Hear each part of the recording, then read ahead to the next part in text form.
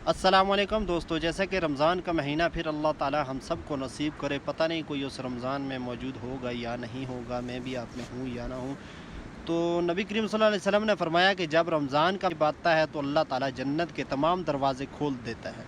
और एक और हदीस में नबी करीम सल्लल्लाहु अलैहि वसल्लम ने इरशाद फरमाया कि जब रमज़ान का महीना आता है तो अल्लाह ताला आसमानों के दरवाज़े खोल देता है और जहन्नम के दरवाज़े बंद कर देते हैं और शयातीन को जंजीरों में जकड़ दिया जाता है।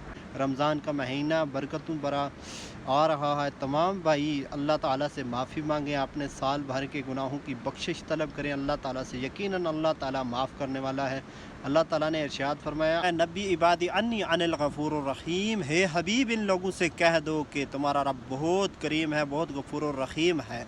और नबी करीम सल्लल्लाहु अलैहि वसल्लम ने इरशाद फरमाया कि तमाम बनी आदम ख़ताकार हैं और इनमें से बेहतरीन ख़ताकार वो हैं जो अल्लाह ताला से बख्शिश तलब करें, तौबा करें, अल्लाह ताला के साथ गिड़गिड़ा कर अल्लाह से माफ़ियाँ मांगें। तो यकीनन अल्लाह ताला हर एक चीज़ पर कादिर है। अल्लाह ताला यकीनन उस बंदे की तौबा कबूल फरमाने वाला है।